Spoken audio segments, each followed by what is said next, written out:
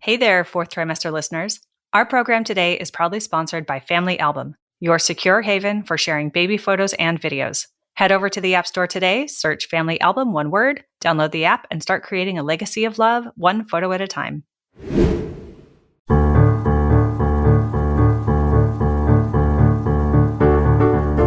Hi, I'm Sarah Trott, and welcome to the Fourth Trimester Podcast. I'm a new mama, and this podcast is all about postpartum care for the first few months following birth, the time period also known as the fourth trimester. My postpartum doula, Esther Gallagher, is my co-host. She's a mother, grandmother, perinatal educator, birth and postpartum care provider. Fourth trimester care, our topic, is about the practical, emotional, and social support parents and baby require. And importantly, it helps set the tone for the continuing journey of parenting.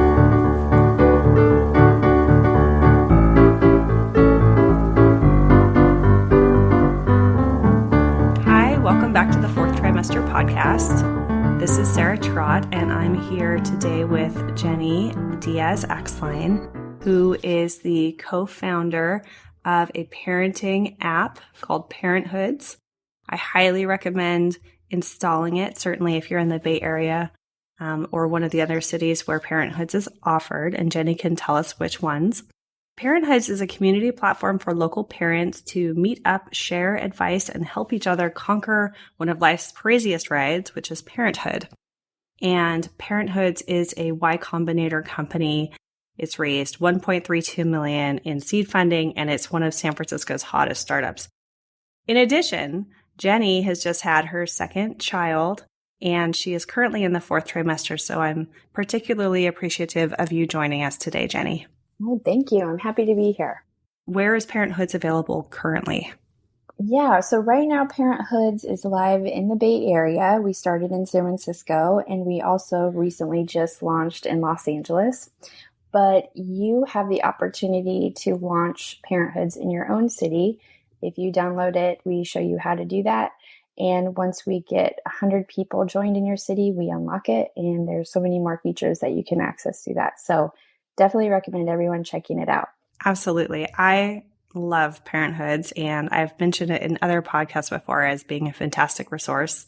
So I look forward to seeing it grow and grow and grow. Awesome. Thank you. So our first question for you is one that we like to ask all of our guests, which is, what was your fourth trimester like? But you're, of course, experiencing that now. So what is your fourth trimester like?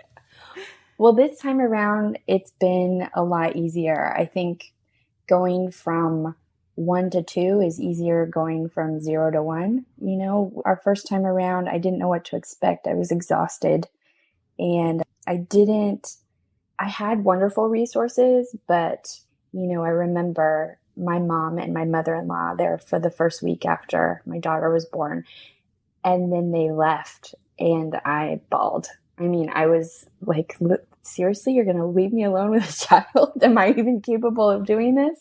It was just lots of trial and error, but it was very difficult to be on my own, especially with family not in the city that I lived in.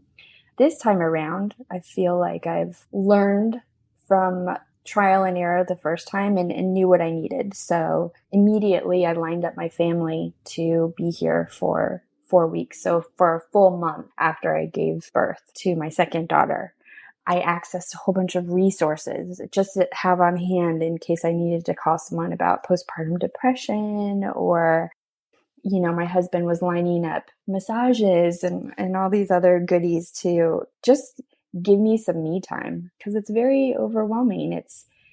You know, and I'm focusing more on myself, but there's a whole fourth trimester of your child as well.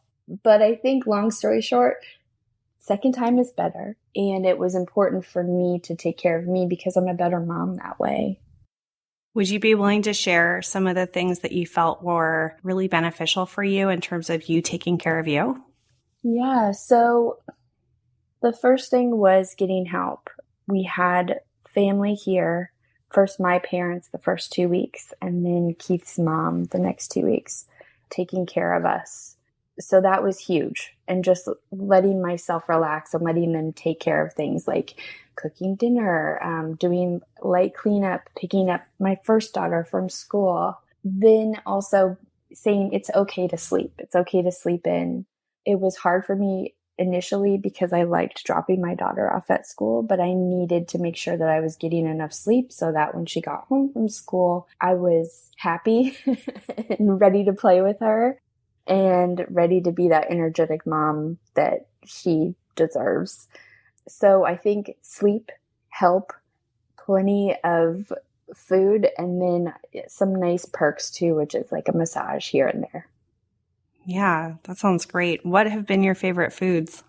My mom makes this killer lentil soup that I'm vegetarian, and I feel like after you give birth, you just want something super warm and comforting, but also with really good protein. And I think most moms, drink a bone marrow soup or something, and that's not an option for me. So this lentil soup is what I craved after my first pregnancy and second. And my mother-in-law was sweet enough to learn how to make it so she can make it for us when she took over after my parents left.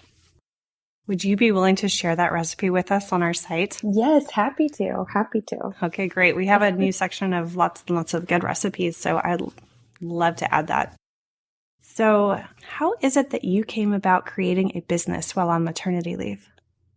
Good question. So my wonderful friend Siobhan Quinn, who I've known since we were freshmen at the University of Washington, came to visit me while I was on maternity leave, and she had just taken a sabbatical from Foursquare, and it was her goal to start a company. So she was testing out a few ideas, and while she came to visit me, I was telling her how crazy it was and how lucky I felt that she still came to visit despite not having kids herself at the time, and how hard it was to maintain my friendships with some of my older friends.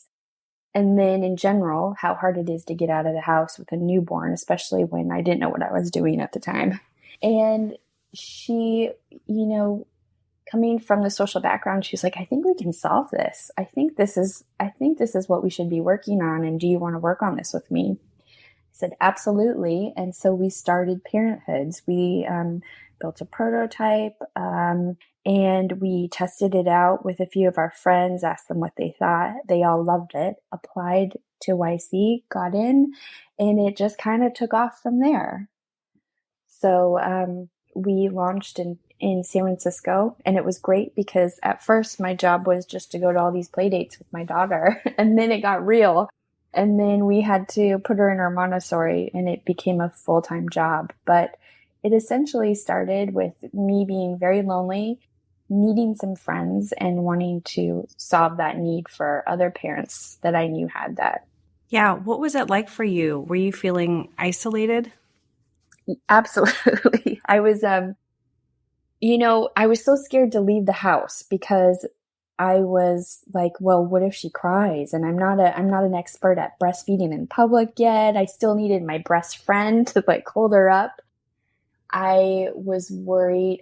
I just didn't know what to do in these situations. What if she cries? What if she needs to be fed? And I was really scared to leave the house.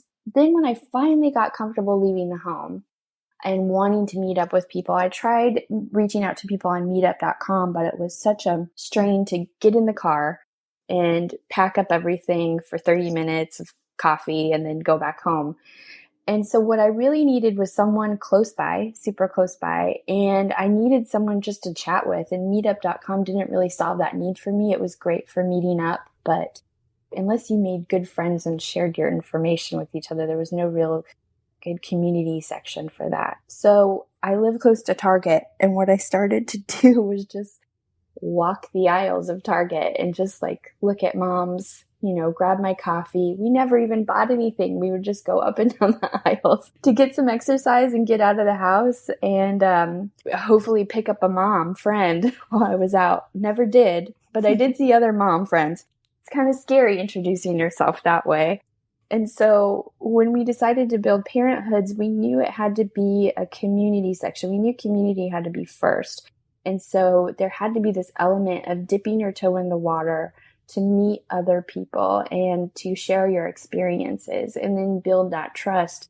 And then from there, you can create meetups and go to different events and meet other people in real life.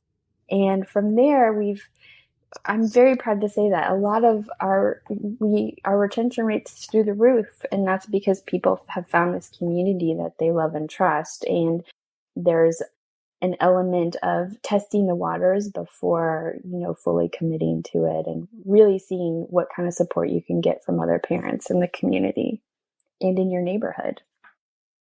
It feels so common as an experience for a new parent, especially a first-time parent, to be sort of disconnected, not only because it's so exhausting to be at home with a newborn, and there's a lot of emotional stuff at play as well with feeling protective and not wanting to expose the baby outside. Right. I experienced that, certainly. But then to realize, hey, maybe I don't have their parent friends, or maybe maybe all the parents, they're the first parent in their friend circle. Right.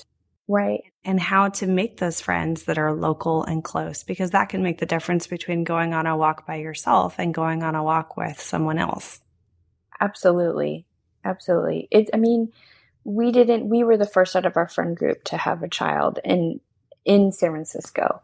And I remember thinking how we just felt dumped. We felt like all of our friends dumped us. And of course they didn't. They loved us, but there was just different priorities, No one wants to have dinner at 5 p.m. with a child. And so you're definitely feeling isolated. It's very tough, and finding friends that kind of are on your same wavelength. I think the best part about it was just finding people that you can text in the middle of the night or chat with in the middle of the night while you're nursing and you're all alone at 3 a.m., exhausted, but feeling like you're not alone through this community was something that was very important for us to create. Yeah, absolutely. And so then how would someone use Parenthoods to find that support network? How does it work? Well, first, I think the funnest place on Parenthoods is in the feed. Parents are super fun and funny and love sharing the silly things that happen during the day. There's lots of honest talk, but finding the humor in it. So simply introducing yourself in the feed is number one. Getting to know the different parents that are regulars on Parenthoods is fun. And most of those parents create regular meetups. That's the best part, is when you start to feel comfortable, you can start creating your own meetups or join one that someone else has created. So we have things from regular walks in the park that you can join, weekly picnics in the park, babies and burritos. That's a regular one. Hops and pops, where we actually encourage dads to be on Parenthoods. It's not just a mommy site, because as you know, dads are way more involved in raising children these days. I know my husband is.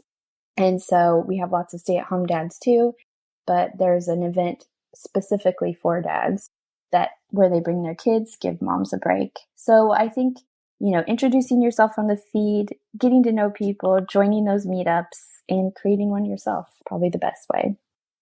Yeah. And what do you think about people who are living maybe outside of the Bay Area or Los Angeles? Are you aware of any good resources that you might recommend? Yeah, so there's a lot of other mommy groups. If you were to use Parenthoods, I would recommend inviting your friends to Parenthoods, just because it's super easy to create meetups through there. But other than that, so other resources, you mean outside of Parenthoods? Yeah. Yeah. So, okay. Here are my favorite resources. Let me tell you what mine are. To meet other people, meetup.com is wonderful. I love meetup.com to go to different mommy events.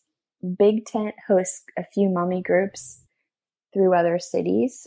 And Urban Sitter is wonderful. Even though that's where you go to find a sitter, they have lots of great events or showcase events at other venues and whatnot. So if you sign up and if they're holding an event somewhere, then you'll get an email about where to go. And you can find a great sitter that way. Yes, very important. date night. Yes. So that should also be a priority in fourth trimester, even though it's so hard to get away, even if it's just for an hour or two. Yeah. Why is that so important? Well, I know with 2 kids, it's impossible to chat with my husband. Like I can't even, whenever I start to hold a conversation with him or ask him how his day was, my oldest daughter's like, wants to get in on the conversation. And she needs just as much as attention as, my husband does because she's been at school all day. So she wants to be in the conversation as well. Unfortunately, they both go to bed at the same time. So I feel like the window to communicate or with my husband or just, catch up on each other's days is very, very small. And so having that alone time where it's just you and him and no other distractions is so key. And if there's some wine involved, that's even better. I know for new parents, one of the challenges is finding people they trust to help look after their children. And I know you mentioned Urban Sitter, which is a fantastic resource. But also if someone's looking for a daycare or a long-term nanny type situation or a nanny share, are there ways that they can use Parenthoods to connect with those resources? Yes, we have a classified section. And what's great about this is the word of mouth factor. I think that's so important. We found our sitters through recommendations. So half of our sitters were found through Urban Sitter, and I found them via recommendations where they show other people you've known who's worked with them. And then the other half I found because a neighbor, said, I have used this person, they're great. And that's so important because you have that validation from your friend, which is so much easier to trust than, anything else like a background check or whatever, because you know that they watch their child, they trust them, they have had a good experience. So I feel like word of mouth recommendations are huge with everything in parenting actually, but especially for who you trust your child with. So we have a classified section where people can post, their services. We have a childcare section where people can post their childcare services and look for nanny shares or their own nanny. So it's been a great resource to use the community to help, find what you need in that area. Absolutely. It's so important to have the references and to be able to follow up with those people, as you say, and hear their firsthand experiences with their children, because otherwise there aren't professional bodies that provide ratings for individual people. Right. If only there were, I'd pay for that. Me too. Free idea. So let's talk more about building a support network, because it seems like that was part of the impetus for you creating Parenthoods, and it does seem so, so important. Did you consider using a postpartum doula yourself? Yes, so I didn't even know they existed with my first birth. And then a friend of mine called me up and said that her friend just finished postpartum doula school and needed to get some hours in and asked if I would work with her. And I was very happy to. So she started about a month in after having my first. And it was amazing. I mean, it just took a load off. I couldn't believe I didn't know about this resource, one, because I felt like I studied everything about the birth. But then I realized no one gives you information about afterwards.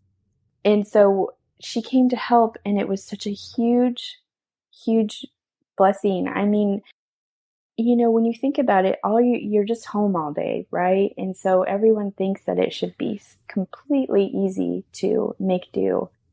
But her help was instrumental in just letting me take a shower that day because I didn't know how to put my daughter down without crying. Or she wasn't a certified lactation consultant, but she was great at giving me tips on how to make it easier or how to breastfeed in public so I'm not giving everyone a show. It's just little things. And then helping out with dinner. It was just so huge.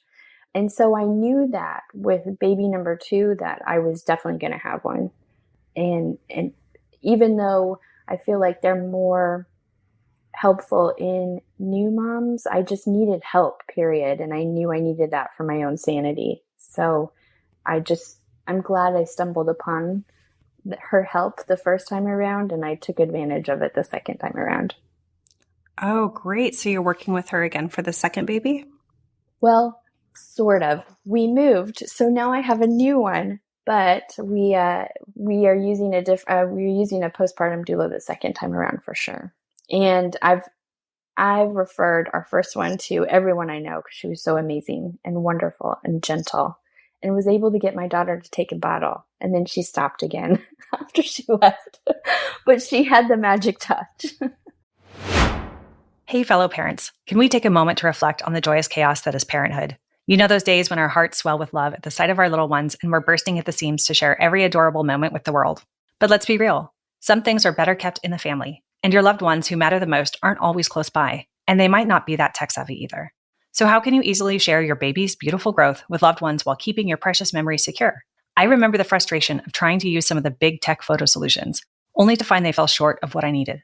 That's when I stumbled upon something truly remarkable, the Family Album app. The Family Album app was created to give parents a secure and easy way to share photos and videos with loved ones. It's an orderly and totally secure haven for your family's personal memories. I love that there's no third-party ads, no unwanted eyes, unlimited storage, and that it's totally free. So to all the parents who are out there still trying to use other messaging apps for your kids' photos, it's time to level up your family photo game with a free photo sharing app. Head over to the App Store today, search Family Album, one word, download the app, and start creating a legacy of love one photo at a time. That's interesting to me that you say that you sort of stumbled upon this resource, that it was a contact who volunteered to sort of work with you. Other than that, had you heard of did you even know what postpartum doula was? No, I had no clue. In fact, I was confused when she first started because I thought she was also a birth doula. I didn't even know they were two different things. Because I was like, oh, well, why don't I introduce you to these people? They're about to have a baby. And she's like, oh, no, I'm not a birth doula. I'm a postpartum doula. And so I learned, what they were and what they focused on through her. So yeah, I had no clue it even existed. I wonder if there are many postpartum doulas on Parenthoods. I know we have some. I know we do. And I know that few of them don't say that they're a postpartum doula because they're also a mom and want to take advantage of the community as themselves. And so don't want to jeopardize, their business in any way. But they offer wonderful, wonderful feedback and advice to the other parents that are in the situation of having a million questions and needing help. And they also refer their friends to these people for business. Yeah, it just amazes me because I myself, as I've mentioned in previous episodes, had no idea what postpartum doula care was. I didn't know what a postpartum doula was. The only association I even had with the word postpartum was this notion of postpartum depression. Mm-hmm. And sometimes when I say I'm talking with people about postpartum care, they think that I mean postpartum depression. And while postpartum depression is a very real topic and it's important, some of the care that can be done in that fourth trimester can help identify those issues early and give people the support they need, or perhaps help avoid some of the pitfalls that can be associated with that emotional change, because our bodies go through so much change. It's a very real thing. Oh my goodness, yes. So real. So I'm encouraged to hear that there are people who are chipping into the conversations from that perspective and helping shed light on the area. Absolutely. And one thing that I didn't know existed, I didn't know sibling doulas existed. Have you heard of it? So no, I have not, and I would love to hear. So we did home birth with our first and second.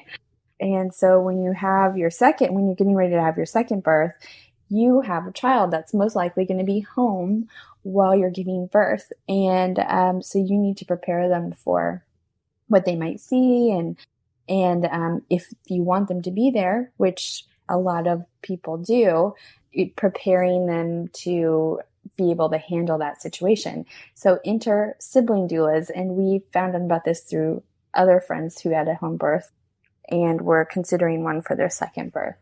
And so they essentially take care of your first child or your other children and walk them through what's going on and letting them know that mommy's okay and letting them be as involved as they want to be or should be without slowing down mom's labor or taking them out to play, whatever it is. And so we hired a sibling doula for our first daughter, and she was amazing. She was awesome. And she was able to be both my birth doula and the sibling doula, because I knew that I wanted my mom and husband to be my birth team since they were the first time around.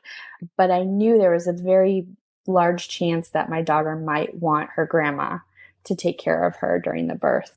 And so I needed them to be able to have interchangeable roles.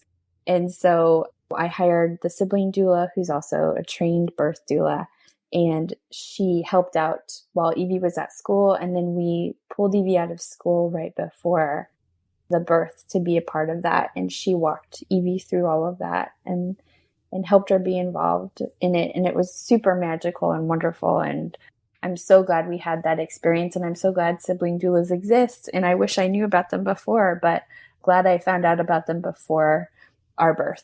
That's blowing my mind. I did not know that existed. Yes.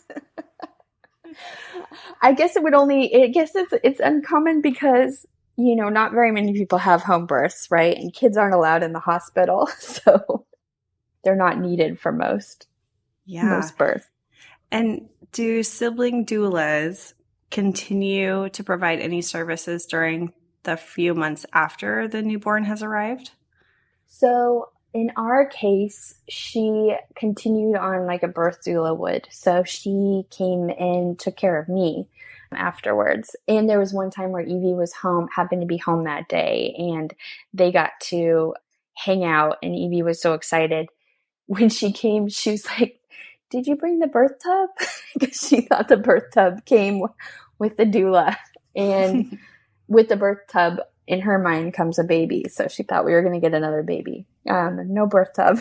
But, yeah. So she provided the extra care that a birth doula would. So she helped me, talk about some tough transitions that I wasn't expecting with my second birth, and just kind of mourning this different relationship with my first daughter where, she was fine, but I was having a hard time feeling like I wasn't giving her everything that I used to be able to. Our relationship was different, and that was very hard for me to deal with. So lots of tears around that. But you're definitely saying goodbye to this one relationship that you had with your oldest and ushering in a new one. And that transition was very hard for me. I'm even tearing up right now. It's such a huge change. Yes. And there's a lot for your first baby to go through too. Your first child who's experiencing all of these new wonderful things is going through a lot, from going from an only child to being the oldest child. Right. She has been doing wonderful, and we're a month in, and she's still doing great. But man, it really hit me hard. It was harder on me. But yeah, I think we're going to be learning a lot more over the next few months of how this is going to go. But there's definitely this mourning of this relationship that you used to have. And she helped talk me through that. And it was just nice talking to someone about it and having someone listen and say they understood and saying it's all normal and we're going to be building our new normal. So that was a wonderful little parting gift she left. Absolutely. That's such an important aspect of care, having an emotional support person available to talk through these things and then help you cope. Yes. And you don't realize, you can be so prepared and you don't realize what it is that's going to really affect you, and it can be little things. But that was the one that, I had trouble dealing with. Yeah. Thank you for sharing that. Absolutely. Well, and I hope anyone who wants to have more than one will be ready for it, this new transition, because I feel like I wasn't. I wish I was a little more prepared for it, but still happy that I had support when I did, cross that bridge. What are some of the things that you think could help prepare someone for that change? Well, so in our case, we could have prepared a little bit more by realizing everything that would have changed once the baby was here and starting that transition early on. So a few of the things that I gave up were dropping her off at school and our morning routine, and preparing prior to the birth probably would have been helpful, so it wasn't such a big shock. And again, it wasn't a shock to her, but it was to me. We also co-slept, and I thought we were going to all be able to stay in the same room when the new baby came. Wishful thinking, but that baby kept everyone awake. And so my husband and daughter moved out, and she finally got her own room, and she was super excited about it. But that is what really killed me, because I realized how much bonding we did at that time. And so, those cuddles, I miss those cuddles in the morning and at night. But I think that if we were to have transitioned prior to the birth, that would have been easier on me. Again, she's been fine, but that would have been easier on me. So yeah, I think preparing for those transitions, those bigger transitions prior, would have been helpful, because it wouldn't have seemed like such a shock after the birth when all those hormones are flying everywhere. Yeah, some of the practical things related to schedule and where everybody sleeps. Right. Yeah. Any resources, anything that you've read or anything else that you think would be useful? I feel like for me, I'm a talker, and I need to talk it out, and I need to just have someone listen. So in this case, my postpartum doula has been great. My midwives have been great. My midwives have been wonderful. They're the ones that I feel really understand it and know it, and you're so intimate with them already that it's been wonderful. They also gave me a list of resources to call if I ever need anything. But I think overall it's talking it out. And this can be with someone in person or online. So I've also made really good friends on Parenthoods that, if I don't want to be as open on the feed, I just direct message a friend and ask her how she went through X, Y, and Z and get an amazing response. And that's almost easier than going out to a meetup, because I just can't get out of the house. I mean, everything seems like so hard when you have an infant. It takes like 30 minutes just to pack up everything. So just finding those connections online are so huge. Well, as a final question, I thought I would tap into your amazing experience base that you have now with activities that are designed for families with babies and little kids. Since now that you've created most of these events and attended tons and tons of events, what are some of your favorite activities with babies and kids? Yes. So our favorite activities so far, we've been to a ton, but our favorite activities, other than the ones that Parenthoods throws, are indoor play spaces. Those are amazing. And there's some in every city, and some that even have like wine and beer for the parents. That's awesome. Have little happy hour sessions, play sessions. And that makes it easier to meet other parents. So those are some of my favorites. There's these indoor play spaces. They have a snack area, and your kid goes wild, and you can meet other parents. And normally there's a section for pre-walkers, so babies crawling around. Those are huge. My other favorite thing to do is to go to restaurants that have kid play areas. There's very few of those in San Francisco, but in other cities there's a ton more. And in San Francisco, while there's few, there's a number of restaurants and fun places that people can recommend that are kid-friendly, that, aren't advertised as kid-friendly. I love that because it makes you feel like you're still able to get out. You're kind of an adult, And, but it's okay that you have a kid, in this play area, but you're able to get out and be an adult for an hour or so. And then my final favorite thing is to go to fun kids concerts. And I never thought I'd say that, being someone that was really into the music scene prior to kids. I didn't think children's bands would be a fun thing, but my daughter loves them and will just go up and dance for forever. And they're usually at your local restaurants and museums. And they're just a fun way to, again, meet other parents as well, because other parents are more open to saying hi at those places. And so essentially my favorite spots are areas where the kids could have fun, you feel like an adult and you're getting out of the house, and you're meeting other parents at the same time. So those are my 3 favorites. I love it. Thank you so much. You have shared a ton of insights with us, and you've opened up about your experiences, and I can't thank you enough. Thank you for having me on. Subscribe to this podcast in order to hear more from us. Thank you for listening, everyone, and I hope you'll join us next time on the Fourth Trimester. The theme music on this podcast was created by Sean Trott. Hear more at soundcloud.com/Sean Trott. Special thanks to my true loves, my husband Ben, daughter Penelope, and baby girl Evelyn. Don't forget to share the Fourth Trimester Podcast with any new and expecting parents. I'm Sarah Trott. Goodbye for now. Hello again, bicycle man. I know you're doing all that you can. I wrote the song, simple and true. I wrote the song, I'll sing a song for you.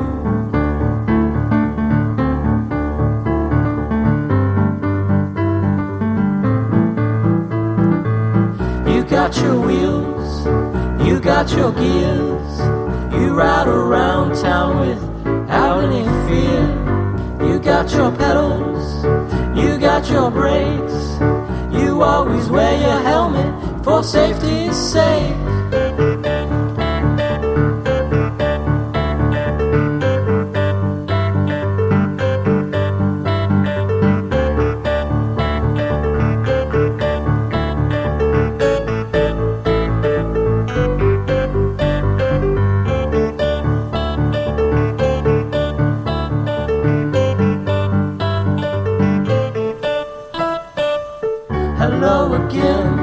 Bicycle man, I know you're doing all that you can. I wrote the song, simple and true.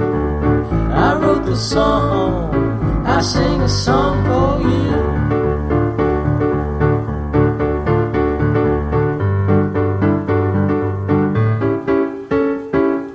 Hello again, bicycle man. I know you're doing the best that you can. I wrote the song, simple and true. I wrote the song, I sing a song for you.